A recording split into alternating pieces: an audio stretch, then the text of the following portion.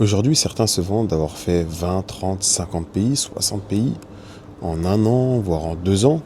Mais la vraie question que je me pose, c'est est-ce que ces gens-là ont réellement découvrir les pays qu'ils vont visiter? Ou est-ce que c'était juste pour rayer un pays qu'ils ont fait, pour montrer aux autres, voilà, j'ai fait ce pays, etc. Et ça, c'est la question que je me pose. Car tu as vraiment plusieurs types de voyageurs. Tu as vraiment ceux qui vont voyager et qui vont rester peut-être 2, 3, 4 semaines en fonction de leur agenda dans un pays pour vraiment le découvrir plus en profondeur. Et ce type de voyageurs, je ne vais pas dire que je les respecte, mais je vais dire franchement chapeau. Parce que c'est plus dans cette optique que tu vas vraiment découvrir un pays et découvrir la culture locale. Et de l'autre côté, tu vas avoir d'autres types de voyageurs qui vont peut-être faire plus de pays, mais avec vraiment moins de jours. Ils vont peut-être faire ce pays-là juste une fois. Et le problème, entre guillemets, le problème, c'est que c'est des gens qui vont te dire j'ai fait ce pays-là, moi j'ai fait ça, j'ai fait ça, j'ai fait ça. Mais finalement, ils ont fait que peut-être 2 jours dans une capitale. Et quand tu vas échanger avec eux, ils vont te parler de cette capitale-là comme s'ils sont restés peut-être 2 mois. Or, pour connaître une capitale, pour connaître un pays, il faut vraiment passer du temps. Et à l'heure d'aujourd'hui, avec les réseaux sociaux, tout le monde peut se vanter d'avoir fait plein de pays, plein de villes, etc. Et c'est pour ça que parfois tu as même des gens qui voyagent dans certains pays et qui vont te sortir beaucoup de conseils sur des pays ou sur une capitale, et pourtant ils seront restés dans la capitale peut-être 2 jours ou 3 jours maximum. Et ils vont te faire 25 vidéos avec 25 conseils comme si ils connaissaient la ville depuis des années, etc. Et de l'autre côté, tu as vraiment des voyageurs qui, eux, restent dans certaines villes pendant très longtemps. Et eux, ils connaissent, entre guillemets, la ville beaucoup plus que certains voyageurs. Et pourtant, ils font moins de bruit. Et pourtant, ils connaissent beaucoup plus de recoins, beaucoup plus de choses que les locaux font. Ils découvrent beaucoup plus de personnes, ils s'ouvrent plus, etc. Et c'est vrai qu'ils ne sont pas forcément mis en avant. Et la question que je me pose réellement, c'est pourquoi on, on met toujours en avant ceux qui font beaucoup de pays, mais qui ne s'attardent pas ou plus finalement sur une culture ou sur un pays pendant plus de temps. Je trouve ça c'est vraiment dommage des fois de faire peut-être 10, 11, 12, 13 heures de vol et de rester que 2 jours ou 3 jours dans une ville et après dire ouais moi j'ai fait ci, ah je connais, non, faut que tu ailles par là, ah faut que tu visites ci, etc. Alors que tu as juste survolé, tu as sûrement suivi un itinéraire que tu as vu pareil sur internet, etc. Et c'est vraiment dommage, parce qu'il y a vraiment des gens qui, leur objectif, c'est de collectionner les pays en fait. C'est juste de dire, voilà, moi, pendant un an, j'ai fait 12 pays. Voilà, ils vont poster 12 pays, ils vont se la raconter, voilà, j'ai fait tant de pays, etc. Mais concrètement, t'as rien appris de la culture. Et pour moi, le voyage, avant tout, c'est découvrir l'endroit où tu es, découvrir la culture locale, rencontrer les locaux, se mélanger avec eux, qui t'invitent, qui te fassent à manger, que tu rencontres plein de gens, etc. Pour moi, c'est ça.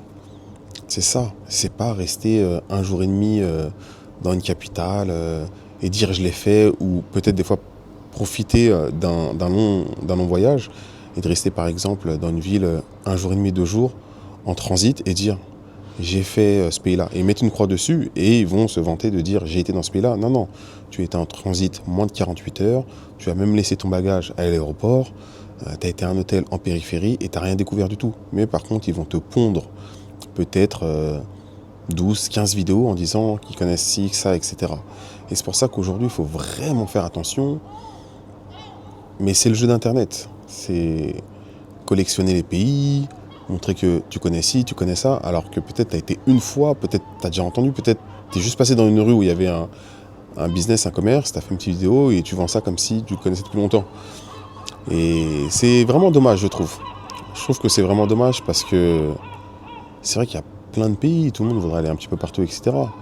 Mais je trouve ça dommage de ne pas s'ouvrir un peu plus et de passer en coupe-vent dans des villes vraiment emblématiques ou dans des lieux emblématiques et de se dire je l'ai fait. Je trouve ça dommage. Je préfère privilégier revenir dans un pays plusieurs fois et connaître un peu plus la culture que d'y aller qu'une fois et de me dire ah mais il y a tellement de pays que faut que je fasse les autres, etc. Personnellement, s'il y a un pays que j'ai kiffé, j'y retourne plusieurs fois, une fois, deux fois, trois fois, quatre fois, ça me dérange pas. Par exemple, je suis retourné au Japon quatre fois au total, parce que je suis un amoureux, pas forcément de tout le Japon, parce que j'ai été, pas dans tout le pays, mais que j'ai été à Tokyo, ces quatre fois-là, et que je suis un amoureux de Tokyo, et j'y retournerai. Et je vais pas forcément aller dans tout le Japon, mais je retournerai à Tokyo. Et c'est vrai qu'on banalise aussi ça. T'as l'impression qu'avec les réseaux et le monde d'aujourd'hui, il faut toujours faire plus. Plus de villes, plus de départements, plus de pays, etc. Alors que va tout simplement là où tu kiffes. Va tout simplement là où tu te sens à l'aise, bien accueilli, où tu manges bien, où tu as tes repères, et kiffe la vie. Parce que c'est bien beau de collectionner et de cocher tous les pays pour montrer aux gens. Moi, je vois beaucoup de profils. Hein, il y a marqué, voilà, j'ai fait 32 pays. Je me souviens quand j'avais Instagram, je voyais les gens qui mettaient les bulles avec les drapeaux en disant, voilà, moi j'en ai fait 17, etc. Et on est dans une société de consommation de pays pour montrer aux autres, j'ai fait ci, j'ai fait ça, j'en ai fait 40, etc. Et je trouve pas, euh, je trouve pas ça le plus healthy en fait. Vraiment, moi j'adhère pas forcément à ça. Je vais où je me sens bien, etc. Bien sûr, c'est toujours bien de découvrir des pays, des villes. Et je suis le premier à me dire, bah tiens, je vais découvrir un nouveau pays ou une nouvelle ville. Mais pour moi, pas pour forcément montrer aux autres que j'ai fait un nouveau pays et que je coche la case ah j'ai fait l'Indonésie, j'ai fait Bali, c'est bon, je le referai plus. Non, non, non, non. C'est pas comme ça que ça fonctionne. Après, ça c'est ma vision des choses, chacun peut avoir sa vision, mais les réseaux sociaux et internet ont poussé les gens à consommer le voyage plus comme